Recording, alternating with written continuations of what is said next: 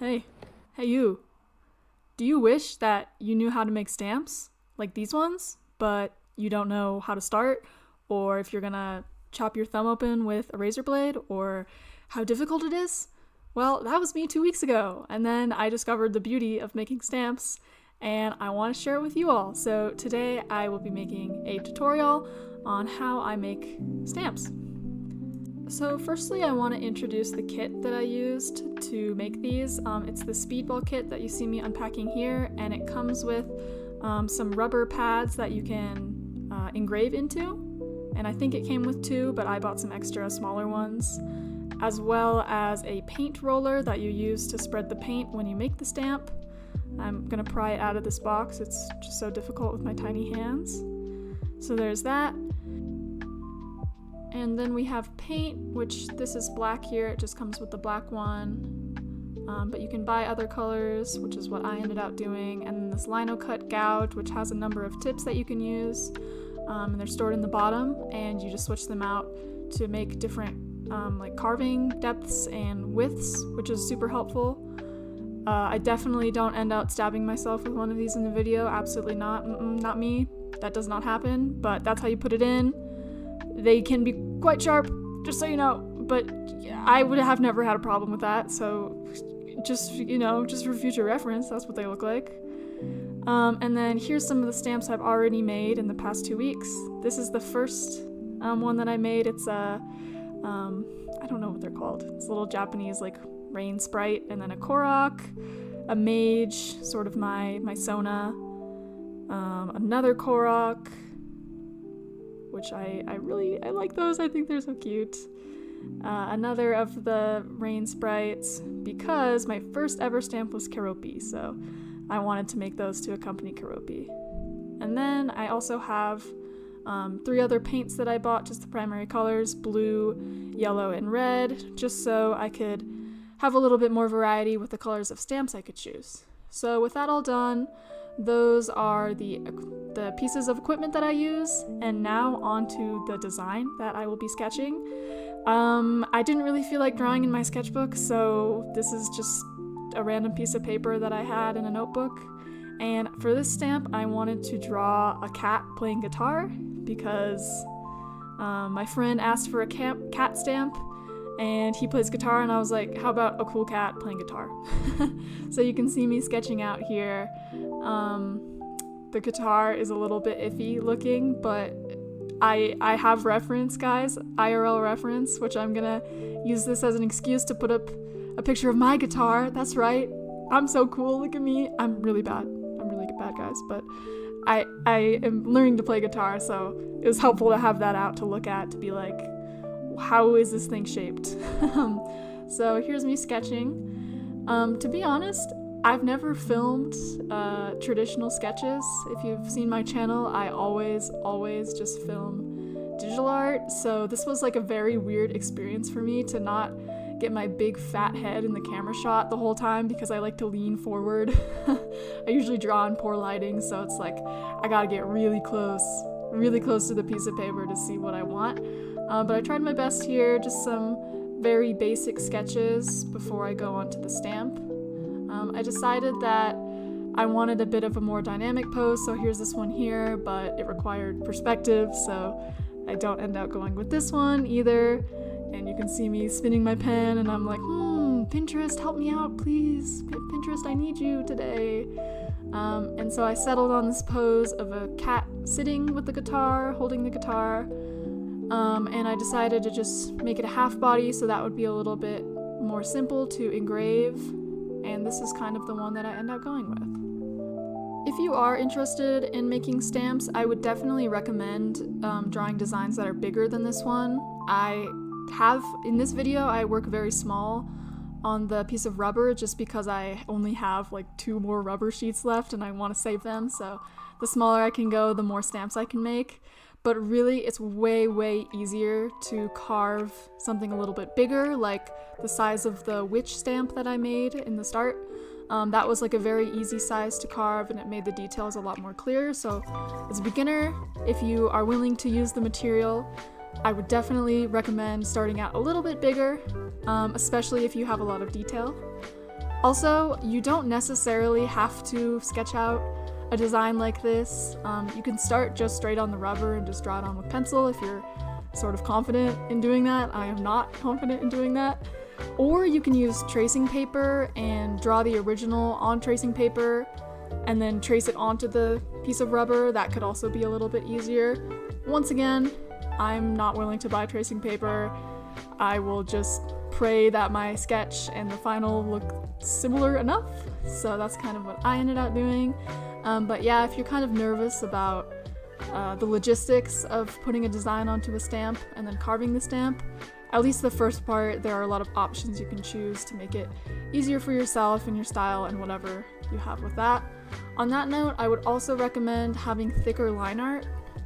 This, as you can see, is very thin, but I do end up using Sharpie over this design when I put it onto the rubber, because when you're carving thin lines like this, at least for me in my beginner state, are very, very hard to carve. So yes, thicker lines are definitely the move. That's what I would recommend, at least. That's kind of what I figured out after the first couple stamp go-rounds. Makes things a lot easier. So here I've transferred the design onto the rubber.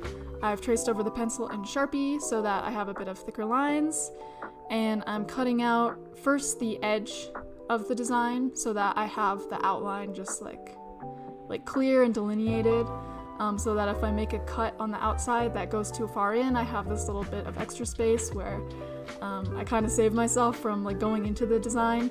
Not to say that that doesn't happen, because it definitely does happen, and that's okay, you know. If you're a beginner in this, which I am, it's like you make mistakes and that's life. And as far as I'm concerned, the kind of messy look that this stamp especially ends up having is just the vibes. It's just the gritty rock band vibe. So checkmate, huh? What are you gonna say about that? Those are the vibes, guys. For this one in particular, I had to think kind of hard about what parts I wanted to be black or solid color and what parts I wanted to be no color, which is to say that when you put down the stamp onto ink, the parts that are not engraved on take in the ink, and the parts that have been engraved, obviously just like take no color. So I wanted the cat's head to be solid color, and I ended up using black ink for this. I think maybe I used blue, whatever. So I didn't engrave most of the cat's head, and I didn't engrave the body of the guitar because I wanted those two colors to take on the color of the ink. Those two areas to take on the color of the ink. Whereas places like the t-shirt, I wanted to be white. I wanted the neck of the guitar to be white, and then obviously the eyes, the eyebrows, the little pinks of the ears, which are actually white. That's misleading. So sometimes when I'm doing this, I just fill in the parts that I want to be dark colored with the Sharpie to begin with, so that I just don't engrave on them at all. In this case, I did not feel like doing that because that was too much work. So I just put a B where the little fringe hair is, so that I would remember that that's supposed to be black. I'm not supposed to engrave that, just leave it as is. And same thing with the body of the guitar, and then everything else I just sort of get into.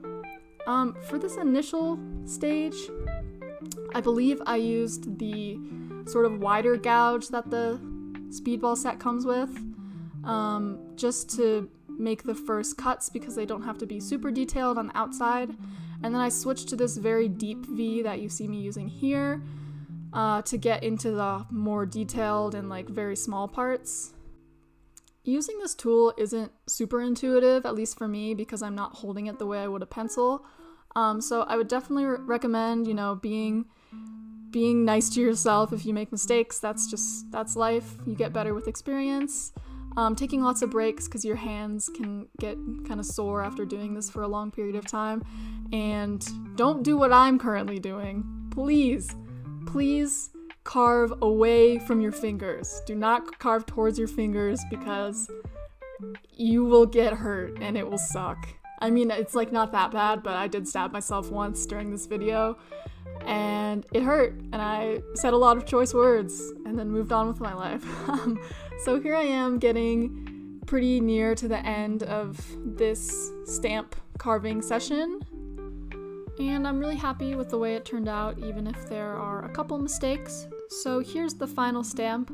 You see it's a little bit rough looking because I've actually put ink on it and tested it a couple of times and then gone back and fixed the little parts that I think need to be engraved a little bit more, which I would definitely recommend to any of you. If you didn't like the final result of your stamp, you can always just go back and tweak things a little bit. It's better to take not enough off than too much off, if that makes sense, because you can always go back and fix things. So the same kind of goes with ink. If you don't put enough ink on the first time, you can always go back and do it the second time, which definitely doesn't happen in this video. Oh no. So here I am putting it on. I hope when I was talking about negative spaces and solid spaces earlier, now that you can see the colors on the stamp, that makes a little bit more sense. So I have a cute little black cat with a guitar, and just any paper will do. I have watercolor paper just because it was lying around, but really you don't have to get picky about materials when it comes to paper with these things, or ink for that matter. But the Speedball ink that the kit comes with is water removable. It comes off with water, so that is super helpful in case you make a mess, which I do. So here is me doing the second iteration of the stamp because I didn't use enough ink the first time. Once again, it's all trial and error and I'm still sort of figuring it out. And this time I put a little bit more ink on, I pressed down harder, which I think helped, and you'll see the final result in a second. Overall, I think the stamp is really cute. I'm glad I got to have more practice making stamps and make this one and show you all sort of how my process works, even if it's not exactly perfect. I'm still happy with it, and I really like the reusable aspect of stamps because it means that I can just put these wherever I want, like in journals or notebooks or sketchbooks or wherever. So that's really fun. So here are all the stamps I have made so far. I'm really partial to the Witch one. You can see the top Korok I misstamped and then didn't fix it. And I just want to leave you guys with some final thoughts here. First of all, I hope you learned something from this video and it proved to you that even a beginner like me and maybe like you can make something cute and cool and just be happy with the result. I think the reusable aspect of stamps is a really cool part of the project, and it teaches you to do something new, which is very fun. So I hope you like this video, and hopefully I'll see you in the next video.